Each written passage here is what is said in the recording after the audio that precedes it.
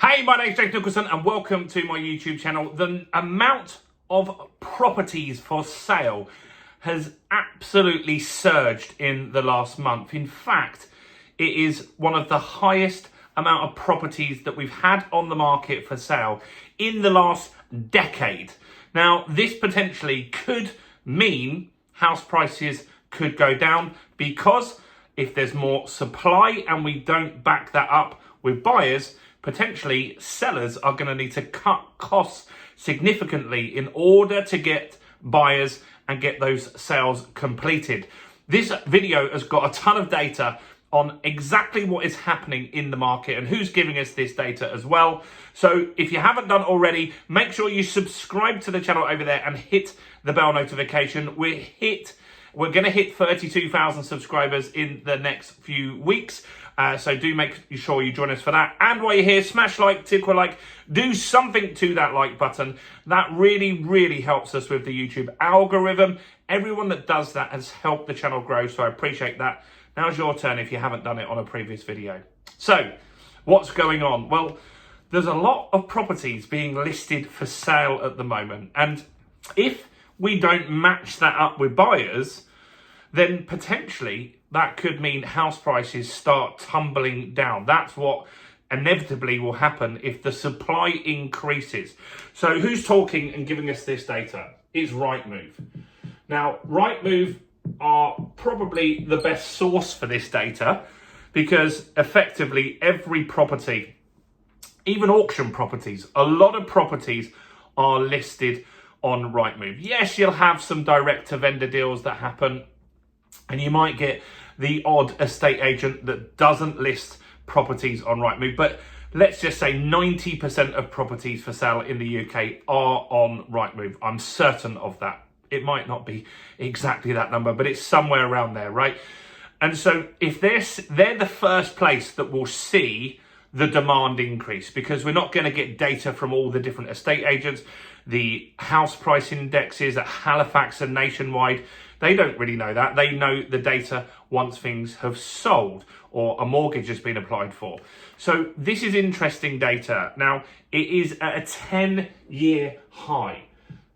A 10-year high. Now, that is interesting to see. That means a lot of people have finally decided, look, the market's been slow for about 2 years now. There's been a lot less transactions, especially last year. It was down about 25%, the volume of transactions.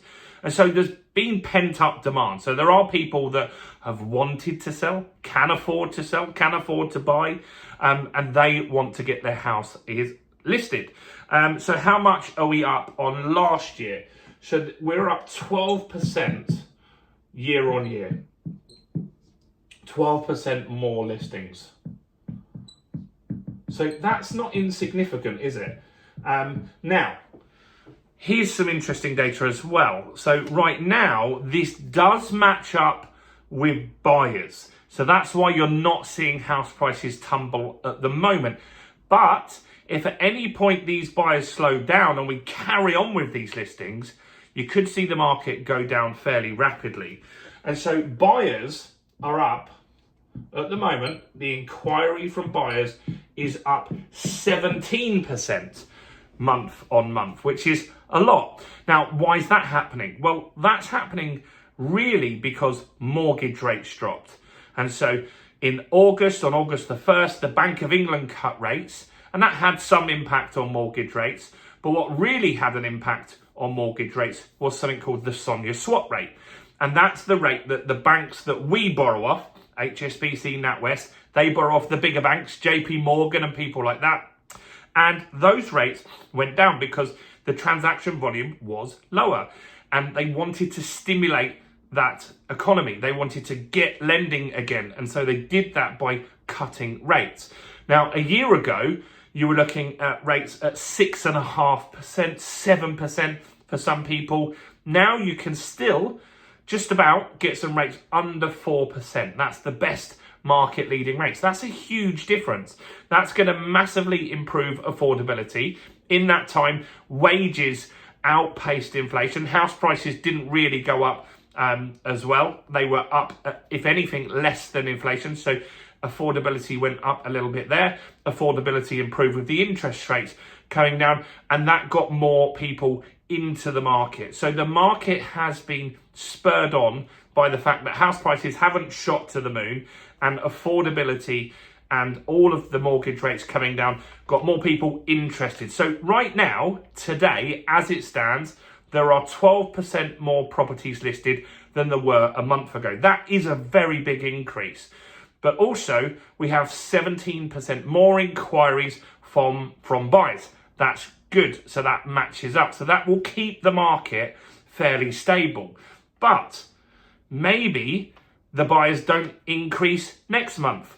And at that stage, there is now a lot of properties on the market. And if we don't keep inquiries coming in for those, then they will start cutting prices in order to sell. That's something we've got to keep an eye on. So this doesn't mean there's a house price crash, but it does mean having more supply, we need to keep, or the market needs to keep buyers incentivized to come in.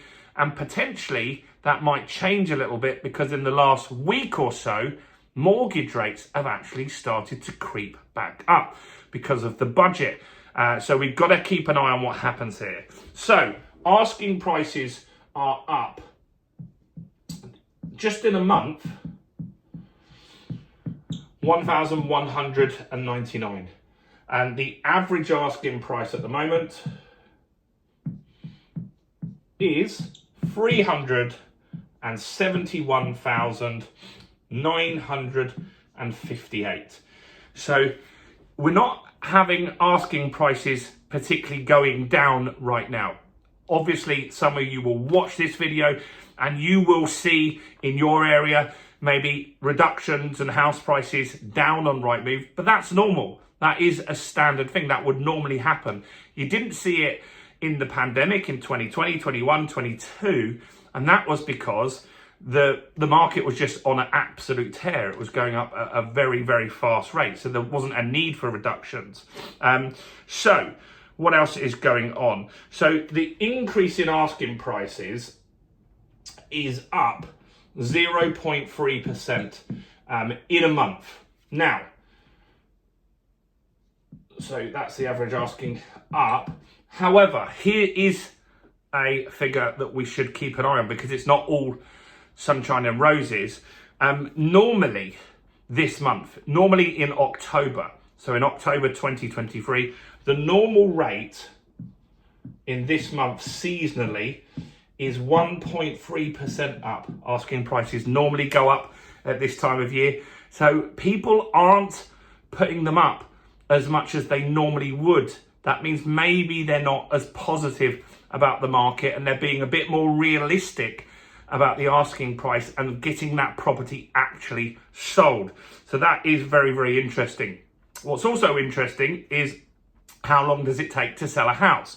Well, it used to take 59 days. It's now more, but not too bad, 61 days. Now, that doesn't mean that you've exchanged and completed. That means that you've got an offer that gets accepted and you move into the legal steps, right? Those of you that have bought a house, especially if it's in a chain, you'll know very unlikely are you going to exchange and complete in 61 days. So really interesting data here from Rightmove, and they do know what's going on in the market, particularly with asking prices. So it's interesting to see there is an influx, a big influx, 12% more properties listed is a hell of a lot. It's also interesting to see that fortunately there are buyers to match those up at the moment, and that's good. And that's based off the fact that mortgage rates started coming down this summer. So those inquiries are still feeding through to the market. So let me know your thoughts, questions, observations and opinions in the comments below. Keep it polite as always. Do smash like, do subscribe to the channel. Check out all the other content on my channel, including this video right here.